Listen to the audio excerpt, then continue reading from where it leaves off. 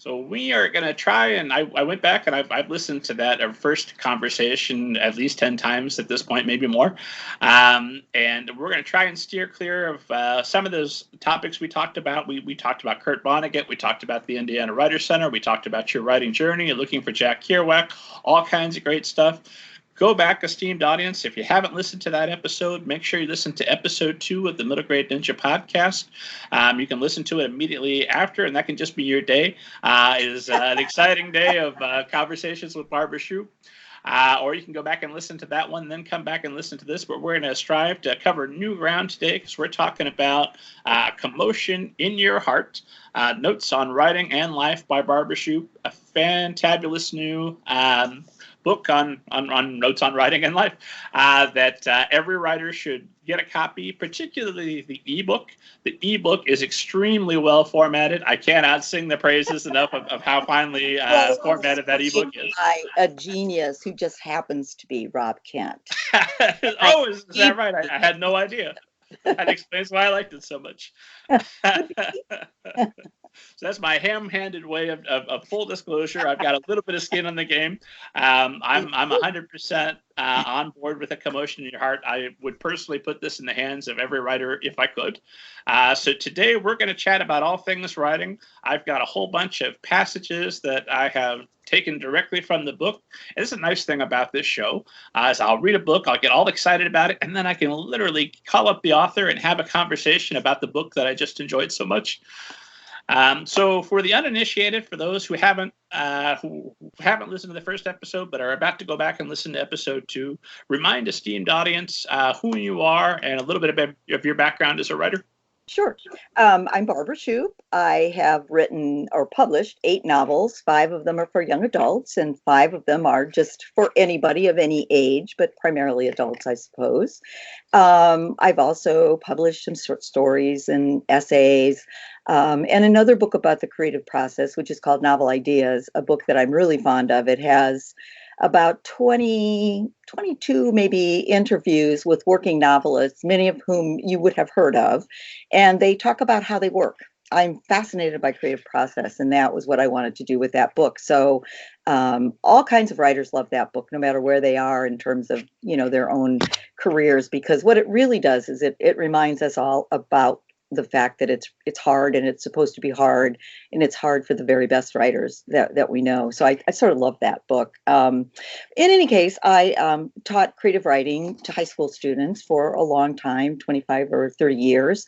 I've also taught creative writing at the university level from time to time. And for 10 years, I was the director of the Indiana Writers Center, which was a pleasure. However, it took a lot of time. So I recently demoted myself to writer in residence, a title which tells me that I can just do whatever I want. So that's what I'm doing, and I'm really enjoying it. I'm back to teaching, which I love, and I didn't have time to do before, and doing community projects. So it's been a great move for me. So that's about it.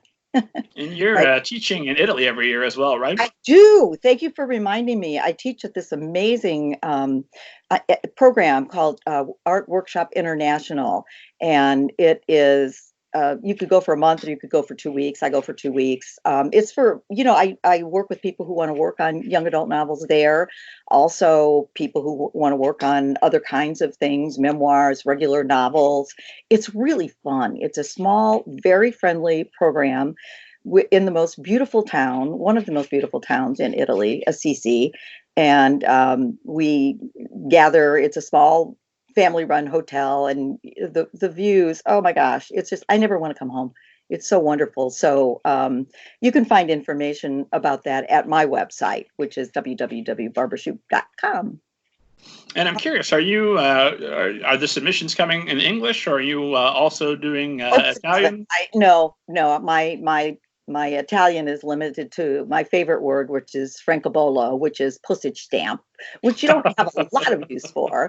And I can say hello, goodbye. And I made up a word, which the word for take a walk in Italian is passeggiato. So we were going for gelato all the time. So I added the word passagelato to the Italian language.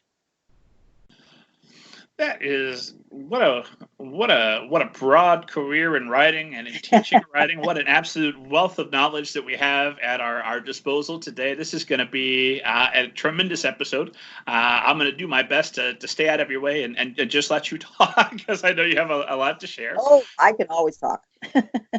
I did want to ask you about being writer in residence as opposed to the director. When you walked through the door of the IWC, I know I still sit up straight, like, oh my gosh, the director's here. You can stop now. Jeans are okay now. Yeah.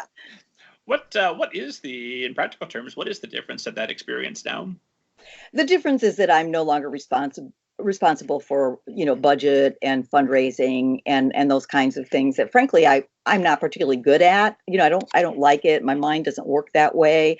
So I don't have to think about those things anymore. And the person who's taken over, Rachel Sahatachny, is very good at that and a gifted poet on top of it. So she's a perfect person to take that job. So it means that I don't have to think about those things, and I can spend my writer's center time doing the things that I'm good at and that I like. So I recently started teaching a class. It's a 6-session class called The Long Thing. And it's for people who want to, are writing a long form book, whether it's a memoir. Mostly we're doing memoir and fiction.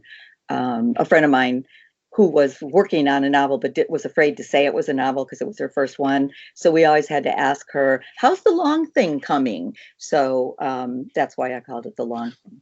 Just in case you were afraid of the novel you were writing, you could just call it The Long Thing. And that's been a blast. I have really wonderful writers in it, and it's fun. We laugh, and so it's really cool. And then do some other kinds of shorter classes and stuff in the community. We're working right now on a writing program for inmates of prisons who are veterans. So I'm really looking forward to doing that, probably in the spring. So it's a lot of fun. I love doing what I'm doing now, and I love the other thing too, but it started to mess with my head. So no, you don't let the grass grow beneath your feet. You keep busy. You bet. I like to be busy. And Rachel, if you're watching or listening, and I know that you are, just know it's countdown till I talk you into coming on here. We're gonna chat with you eventually as well. Well, she's doing some interesting things already, which I think is great. I love it that she's just grabbed a hold of it and she's moving forward. So I think it's wonderful. Yeah, it's good. You won't hear me disagree. I'm a big fan of the Indiana Writers Center. Wonderful opportunity for local writers. Just the idea that we have a writer center right here in Circle City is outstanding. And so I feel like I have a really vested interest in it. I love the Writers Center. Well, we're going to talk about all things writing, but there have been a lot of updates and small changes to the show since we did this originally, since, like I say, you were brave enough to be a guinea pig on episode 2. One thing you got out of, because I didn't start asking people until episode 5 or 6, and I regret having not asked this to more people because I was thinking that's the person that had something to say when I don't ask. Barbara Shoup, have you ever seen a flying saucer, and do you believe in them?